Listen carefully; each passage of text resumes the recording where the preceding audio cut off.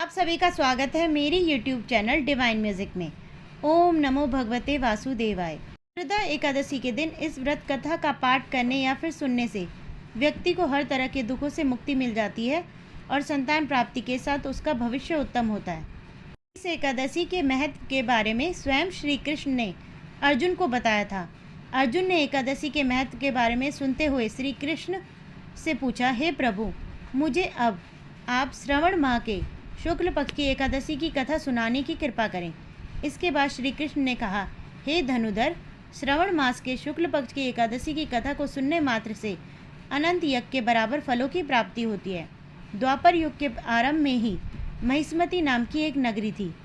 इस नगरी में महिजीत नाम का राजा था, जो बड़ा ही शांति और धर्म प्रिय था, लेकिन उसके कोई संतान नहीं थी, जिसके कारण वह काफ़ी परेशान रहता था। अपनी वृद्धावस्था आदि देख राजा ने प्रजा के प्रतिनिधियों को बुलाया और उनसे कहा कि हे प्रजाजनों, मेरे खजाने में किसी भी प्रकार का अन्याय या पाप के द्वारा एकत्र किया हुआ धन नहीं है। न ही मैंने कभी देवी देवता और ब्राह्मणों का धन छीना है। किसी दूसरे की धरोहर भी मैंने नहीं ली। मैंने हमेशा प्रजा को अपने पुत्र के समान माना है और उनका पालन पोषण सही प्रकार से किया है। मैंने अपराधियों को पुत्र तथा बंधुओं की तरह दंड देता रहा, कभी किसी से घृणा नहीं की, सबको समान माना है, सज्जनों की सदा पूजा करी है। इस प्रकार धर्म युक्त राज्य करते हुए भी मेरा एक भी पुत्र नहीं है, सो मैं अत्यंत दुख पा रहा हूँ। इसका क्या कारण है? राजा महिजीत की इस बात को विचारने के लिए मंत्री तथा प्रजा के प्रतिनिधि वन को गए। वहाँ बड़े बड़े ऋषि मुनियों के दर्शन किए। राजा की उत्तम कामना की पूर्ति के लिए किसी श्रेष्ठ तपस्वी मुनि को देखते फिरते रहे।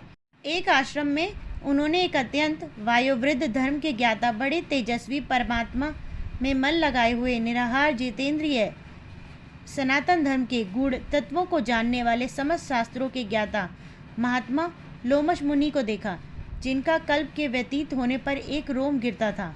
सबने जाकर ऋषि को प्रणाम किया। उन लोगों को देखकर मुनि ने पूछा कि आप लोग किस कारण से यहाँ आए हैं? निसंदेह मैं आप लोगों का हित ही करूँगा। मेरा जन्म केवल दूसरों के उपकार के लिए हुआ है, इसमें कोई संदेह नहीं है। लोमेश ऋषि के ऐसे वचन सुनकर सब लोग बोले, हे महर्षि, आप हमारी बात जानने में ब्रह्मा से भी अधिक समर्थ हैं, अतः आप हमारे इस संदेह को दूर कीजिए।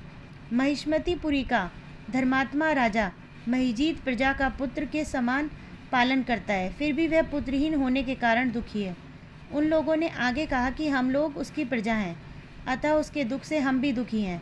आपके दर्शन से हमें पूर्ण विश्वास है कि हमारा यह संकट अवश्य दूर हो जाएगा, क्योंकि महान पुरुषों की दर्शन मात्र से अनेक कष्ट दूर हो जाते हैं। अब आप कृपया करके राजा के पुत्र होने का उपाय बतलाएं। यह वार्ता सुनकर ऋषि ने थोड़ी देर के लिए नेत्र बंद कर लिए और राजा के पूर्व जन्म का वृतांत जानकर कहने लगे कि यह राजा पूर्व जन्म में एक निर्धन वैश्य था। निर्धन होने के कारण इसने कई बुरे कर्म किए।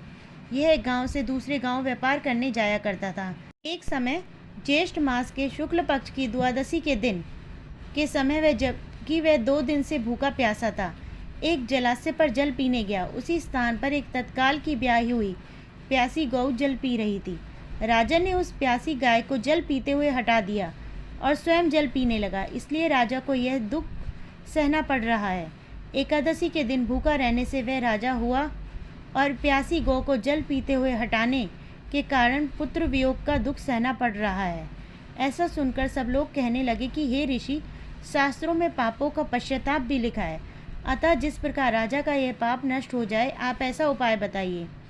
लोमिश मुनि कहने लगे कि श्रवण शुक्ल पक्ष की एकादशी को, जिसे पुत्रदा एकादशी भी कहते हैं, तुम सब लोग व्रत करो और रात्रि को जागरण करो, तो इससे राजा का यह पूर्व जन्म का पाप अवश्य नष्ट हो जाएगा, साथ ही राजा को पुत्र की अवश्य प्राप्ति होगी। लोमेश ऋषि के ऐसे वचन सुनकर मंत्रियों सहित सारी प्रजा नगर को वापस लौट आई और जब श्रवण शुक्ल एकादशी आई तो ऋषि की आज्ञा अनुसार सबने पुत्रदा एकादशी का व्रत और जागरण किया। इसके पश्चात द्वादशी के दिन इसके पुण्य का फल राजा को दिया। उस पुण्य के प्रभाव से रानी ने गर्भ धारण किया और प्रसव काल समाप्त होने पर उसके एक बड़ा ही तेजस्वी सुंदर पुत्र पैदा हुआ। इसलिए हे राजन, इस श्रवण शुक्ल एकादशी का नाम पुत्रदा पड़ा। अतः संतान सुख की इच्छा हासिल करने वाले इस व्रत को अवश्य करें। इसके महत्व को सुनने से मनुष्य सब पापों से मुक्त हो जाता है और श्लोक में संतान सुख भोग कर परलोक में स्वर्ग को प्राप्त होता है। बोलो विष्णु भगवान की जय। ओम नमो भगवते वासुदेवाय। धन्यवाद।